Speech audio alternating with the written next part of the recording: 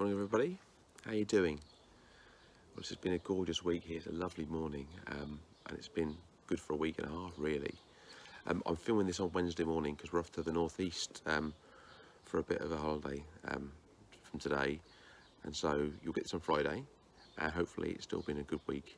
Too good really for the garden at times, so the watering can and the water butt have been working overtime trying to make sure that we keep things going, because you don't want to lose things now. And even though frost is a big problem for a lot of the year, actually it's drying out and lack of water that I really worry about. And thankfully we've got neighbours who are going to do the watering for us while we're away, so no issue there. And the only tip around watering really is don't really bother during the heat of the day. I know things look a little bit tired, but it's going to do no good. It'll just get evaporated away. So first thing in the morning, like now, is a good time to do it, and also last thing at night when it really sucks it all up. Other than that little tip there, I'm going to leave you with a walk around the garden, and I'll pop back at the end to say goodbye. But look after your gardens, look after yourselves, and if you get a chance to have a little break in the next week or so, please enjoy it, and I hope the weather's good for you as it is for us. Bye for now. So we'll start in this corner, and the clematis is looking lovely. Really climbing up the trellis with our neighbours and giving a bit of colour right next to the house. And next to that we've got a bit of cosmos and a marigold. We've emptied the greenhouse pretty much, left a few chilies in here, but it's going to be so hot this week, and not being here to water stuff, just don't want to lose it all. So we've sort of taken hedged it in terms of leaving some stuff in here, but the majority we've popped out into the garden, where if it rains they'll get a bit of nutrition, and hopefully they're not in such extreme conditions. But yeah, let's see how it is when we get back. The ferns will be okay. We're going to give those a good water before we leave, and they're mostly in shade, so they'll be okay. But this side here, which is full sun, where you've got the California poppies and you've got the helenium, you've got a few more cosmos coming along. It's going to be really hot in this corner. Slugs and snails, this week they should disappear, but unfortunately they've done for our sunflower, our big sunflower there, and a few other plants. Even the lemon tree had a bit of a nibble, so nothing you can do about that really. You can see our cosmos though, slightly lighter colour, which is absolutely beautiful. It is my favourite plant. And moving up, we've got all our tomatoes in here, absolutely laden now with fruit, so we're hoping in the next week or so they'll start ripening and we'll have some nice red ones. The borage is getting a bit heavy, so we started cutting it back to make sure it doesn't sort of fall on everything else. That does mean the bees have a little bit less food, but there's so much here for them to eat. It's fine. We cut back the snapdragon a few weeks ago, and it's flowering again. So my advice there is, if you see buds, you don't need to give it a prune. If it's looking dead, cut it back to the nearest place where you can see buds are growing, and it will grow back. We've got our sweet pea, which is just doing really well, and it's a continual job every day out here, just chopping off about here and put those in the vase.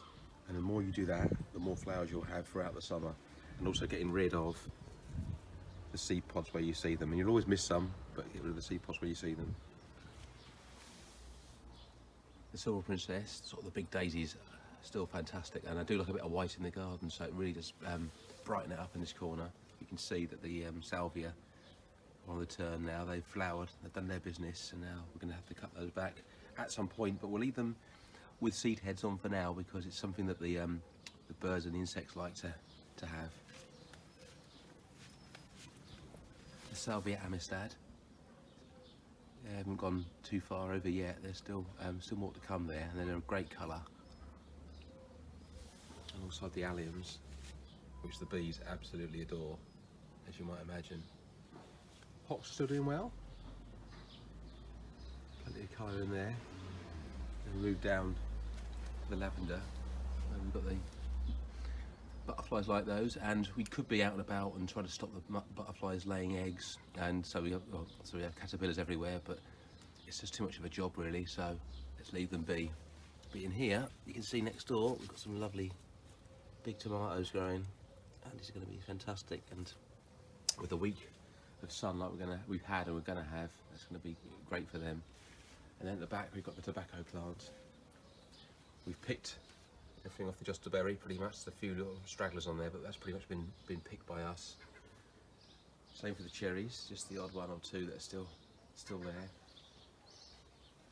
Strawberries, we've got some more flowers coming, some more fruit, so we'll make some more of those, but we've pretty much finished those off there.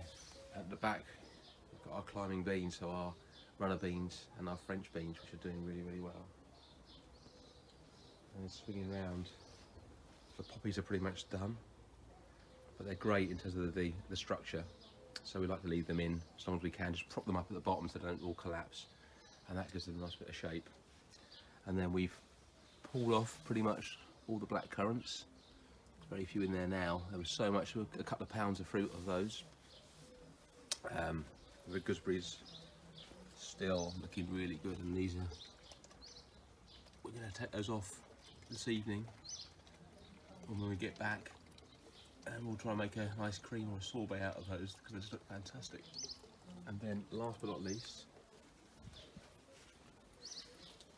the nasturtiums are flowering as well, and they're a great plant if you want something to cover the ground. They can get carried away, and sometimes if they don't flower, they look a bit messy, but when they flower, they're great, and they can just trail all the way along and fill up some space, which is fantastic. But that's it for now. So that's the garden as it looks at the moment. Welcome back. I hope that was nice for you. It's really nice to see so much stuff growing and so much stuff looking really healthy.